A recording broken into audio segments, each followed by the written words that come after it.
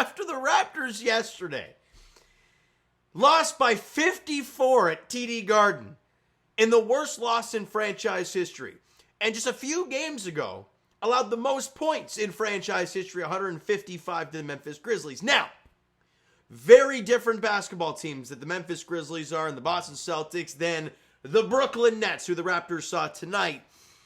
And we talked about it the last time the Raptors played the Nets, when the Raptors lost to the Brooklyn Nets.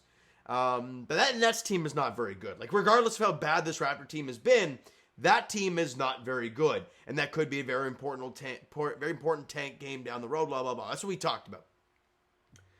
Now, today we find out RJ Barrett's still not with the team. I believe it's an illness he's dealing with. However, Immanuel Quickley returns to the lineup for the Toronto Raptors against the Nets today. And let me tell you this. When I started these videos this year, and if you go back to the preseason preview and the season preview, I said that I didn't know what to expect going into the year, but I thought this team would be plucky. They would be fun. They might actually be a play-in team or a playoff team. That was assuming they were healthy. And with Jakob Poeltl out a few games there, it was really bad. We haven't seen Immanuel Quickley play since November the 10th. And this whole BBQ thing we keep talking about, even to this day, still haven't seen the floor a whole lot. But getting Immanuel Quickley back, I get it's a Brooklyn Nets team. However, when did they play last? Did they play yesterday? No, they hadn't played since the 29th, and they lost to Orlando by 1 point. Albeit the Nets aren't very good. But the Raptors are on a back-to-back, traveled from Boston on New Year's Eve, and went out there tonight and beat the Brooklyn Nets 130 to 113. You have a 17-point win. Well, what is the difference between what we saw today and what we've seen in games past or games they've lost recently? Well, for one, you didn't start great. So that's still been a theme. You were down by 7 at the end of one quarter of play. It wasn't good. But we didn't see this team cave in and die. They fought back and had a really good second quarter, scored 39 points, only allowed 31. And just like that, you're up by 1 at halftime. But we're waiting for this team to break. We're waiting for that run against. Well, they won the third quarter 29-27. And then we get to the dreaded fourth quarter when you're only up by 3. And we're all like, okay, we've seen this story before. We know how it plays out. You have a fourth quarter where you got a lead, maybe up by 5, 10, whatever, and you fall apart and die. That did not happen today. Immanuel Quickley at the forefront of that. And it's just, think about the guys that you trust on this Raptor team, right? Like, let me ask you this. Do you trust Immanuel Quickley? Yes, I do. Do you trust Scotty Barnes? Yes. Do I trust Grady Dick? I absolutely do. When RJ's out there, do you trust him? Yes. And they're out there absolutely balling down the stretch. Quickley was great. Him and Jakob with the pick and roll was awesome today. Jakob only had 12 points, but I thought he was great. Immanuel Quickley, he tied for his second highest assist total in the game, or maybe had the second highest assist total of his career with 15 today. The Raptors won the fourth quarter, not by 1, not by 2, by 14. And they never allowed Brooklyn to breathe. Now, I'm going to sit here and say this, guys, okay? Because I know there's going to be people pissed off at the win because you want to tank. And with this win, it definitely affects your tank standings because you just passed the Charlotte Hornets and the Utah Jazz with this win today. But talking about wins is a lot more fun to me. And when I said to start the year, I truly believed it, right? The fact that if this team was healthy, it makes things so much better. Because not only getting what does Immanuel Quickley do, right? Not only is he a great player, but everyone moves down in the pecking order now. Scotty doesn't have to make all of the decisions offensively. Your point guard is going to be your point guard. He's got the ball. He's going to make some decisions. Scotty can play a lot more off ball. Grady Dick doesn't have to be the center of attention, try to create his own shots. He can chuck. And he'll get open looks. He's great at moving without the ball. That's why he had 22 today. Things fall into place when your team is healthy. I'm very intrigued to see what this team looks like moving forward against a non-Brooklyn Nets opponent. But intriguing signs today. And let's rip through these player stats. You know what, screw. What are some of the team stats? I mean, you shot 59% from the field, 50% from three, 77% from the line. You out-rebounded them by 7. On the offensive glass by 4. You had 36 assists in the game, which is what this team tries to do. A lot of 8-8 in steals, 6-2 in favor of the Raptors in blocks. You only turned the ball over 10 times today, which is very crucial. You lost some points in the paint, but only by 2. Dead even 8-8 in second chance points. You crushed them in the fast break, 33-21. You wanted points off of turnovers, 22-16. Your biggest lead of the game, 21 in this game. The Raptors just, they flat out, after a bad first quarter, did not let them break and bounced back and closed the game very strong.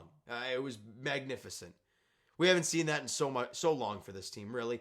Now, player stats. Ochai Agbaji, 14 points, 3 rebounds, couple assists. That's your number 4 option, guys. You can maybe call Jakob Poeltl your 4th option, but, obviously with Ochai's 3-point shooting, you may want to... Either way, right? It's interchangeable 4th and 5th option between him and Jakob Poeltl. But 14, 3, and 2, 5 of 8 shooting, 2 of 2 from the line, a perfect 2 of 2 from 3-point range, had a steal and 2 blocks, plus 23 while Ochai was on the floor. And that really nice block at the end of the game, right at the rim, sent the bench flying, got everyone hyped up. Ochai, man, when he doesn't have to create more, right? And look, when IQ's out, he moves up in the pecking order. You don't want him to have to do that.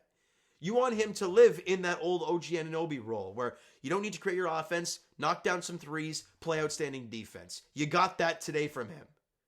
Can he consistently do it? We'll see. Again, very, very small sample size of one game against not a great team, but really good game for him. Scotty Barnes.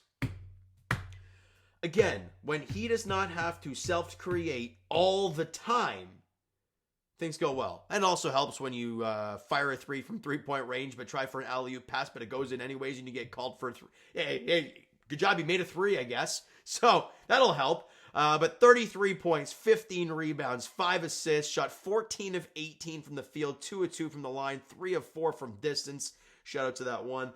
2 steals and a block for Scotty, plus 14 while he was on the floor.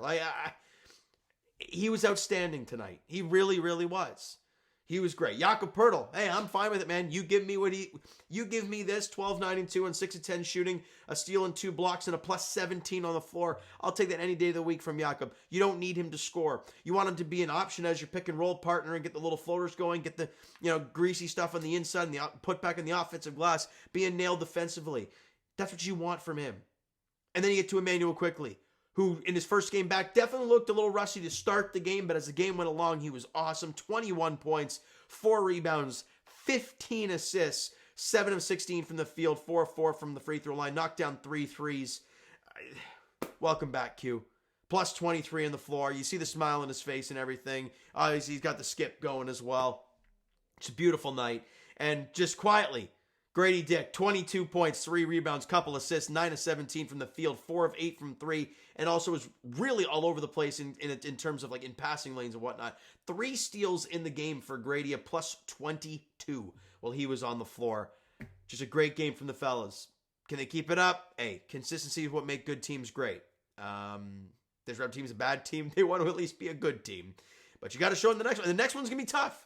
I don't care how hurt the Orlando Magic team is. They've been playing some extremely good basketball this year, and they're 4th in the Eastern Conference at 20 and 14 on the year.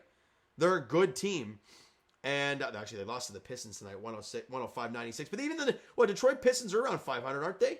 With the win tonight, I think they're 15 and 18, so they're not a horrific basketball team. So we'll see what happens in that one. It's is it at home? Yeah, at home. Friday 7:30 tip-off against the Magic. Also, last person I wanted to mention about the whatchamacallit, rotation is Jacoby Walter played 17 minutes, 11 points, 4 of 6 shooting, knocked down 2 threes.